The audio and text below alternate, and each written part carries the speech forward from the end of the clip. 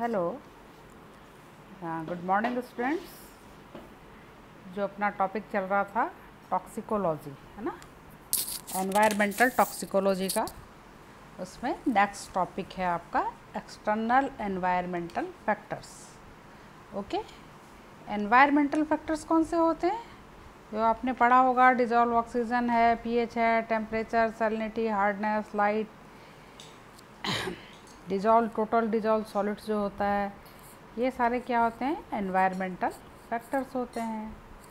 अब जो chemical already अपने एनवायरनमेंट में प्रेजेंट है, उसको ये एनवायरमेंटल फिजिकल फैक्टर कैसे इन्फ्लुएंस करते हैं? ठीक है ना, यानी टेम्परेचर के घटने बढ़ने से उसकी टॉक्सिसिटी बढ़ सकती है, घट सकती है, या डिजॉल्व ऑक्सीजन जैसे ये क्या है, फॉर एक्वाटिक एनिमल्स के लिए बहुत इंपॉर्टेंट होता है कि उसमें डिजॉल्व ऑक्सीजन अगर ज़्यादा है तो हो सकता है उसकी टॉक्सिसिटी कम हो, का असर कम हो, और अगर डिजॉल्व ऑक्सीजन कम है तो हो सकता है वो ज़्यादा टॉक्सिक हो जाए उस ऑर्गेनिजम्स के लिए। तो इसको अपन इसमें डिस्कस करेंगे कि एनवायरमेंटल फैक्टर्स के साथ इसका क्या रिलेशन है। Okay, it is involved in bioavailability of the chemical affects its toxicity to the organism.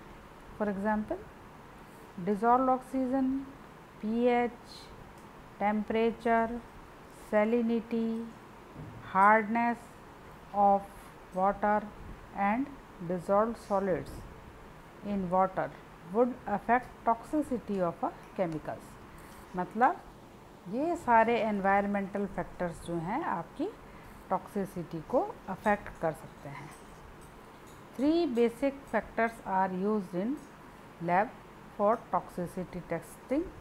जब लैब में अपन टॉक्सिसिटी की टेस्टिंग करते हैं तो उसको किस किस चीज़ को ज़्यादा कंसीडर किया जाता है, किन फैक्टर्स को? उसमें 3 इम्पॉर्टेंट ये हैं। Number 1 is presence of other species including man.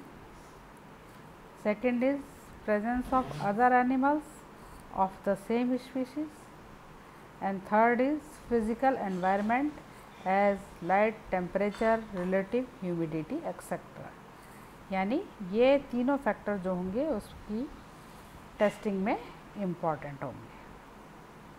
Okay, now number 1 is factors related to chemical. ऐसे कौन से फैक्टर्स हैं जो केमिकल को अफेक्ट करते हैं? These include physical and chemical properties of chemical. मतलब जो भी केमिकल वहाँ पे प्रेजेंट है उसकी फिजिकल और केमिकल प्रॉपर्टी क्या है। The method of their administration and phenomenon of selective और non selective activity and synergism और एंटागोनिज्म बिटवीन केमिकल्स। देखो, जो केमिकल आपके एनवायरनमेंट में प्रेजेंट है उसका फिजिकल और केमिकल प्रॉपर्टी क्या है। दूसरा, उसका एडमिनिस्ट्रेशन किस तरह से है, वो पानी में घुला हुआ है या एयर में घुला हुआ है। और सेलेक्टिव और non selective. Selective non selective का क्या मतलब है यहाँ पे? कि वो सभी स्पीशीज़ को बराबर तरह से प्रभावित कर रहा है या केवल एक पर्टिकुलर स्पीशीज़ पे है। और पर्टिकुलर स्पीशीज़ में भी है तो सारे सेल्स और टिश्यू को समान रूप से प्रभावित कर रहा है या केवल किसी पर्टिकुलर टिश्यू को कर रहा है। उसका रिलेशन क्या है उस केमिकल के साथ स्पीशीज़ का, एंटागोनिज्म है या कोई सिम्बायोसिस रिलेशन है। तो ये सारे फैक्टर उस केमिकल के साथ जुड़े होते हैं।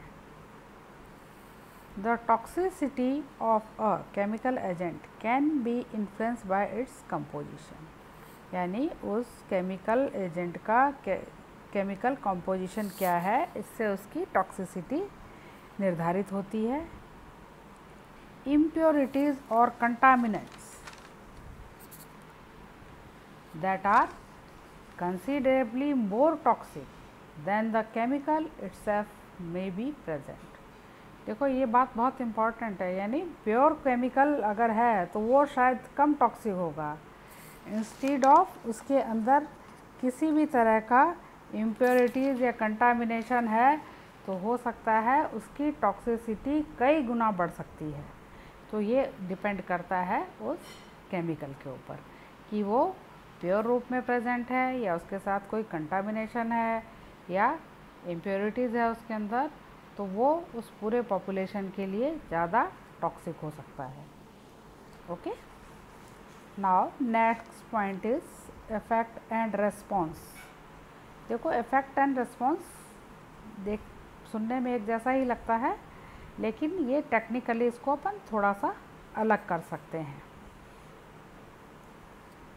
Effect and response are often used in same sense to denote a biological change either in individual or in a population associated with an exposure or dose। मतलब इफ़ेक्ट और रिस्पॉन्स को अपन एक सेम टर्मिनोलॉजी की तरह use करते हैं पूरे population के लिए, जो कि एक पर्टिकुलर टॉक्सिकेंट से एक्सपोज होती है या उसका जो भी डोज जितने से वो एक्सपोज हुई है। Some toxicologists find it useful to differentiate between an effect and response। यानी कुछ टॉक्सिकोलॉजिस्ट ने इसको सेपरेट करने की कोशिश की, डिफ्रेंशिएट करने की इफ़ेक्ट और रिस्पॉन्स के बीच में। वो क्या है? By applying the term effect to a biological change, मतलब जो बायोलॉजिकल चेंज आ रहा है उस पर्टिकुलर ऑर्गेनिज्म में, उसको तो उन्होंने रिस्पॉन्स नाम दिया, इफ़ेक्ट नाम दिया। जो टॉक्सिकेंट से बायोलॉजिकल चेंज हो रहा है वो इफ़ेक्ट है। And the term response to the proportion of a population that demonstrates a defined effect, और जो पॉपुलेशन के प्रोपोर्शन में आ रहा है उसको उन्होंने रिस्पॉन्स नाम दिया। जैसे कि for example, the LD50 value may be described as the dose expected to cause a 50% response in a population tested for the lethal effect of a chemical।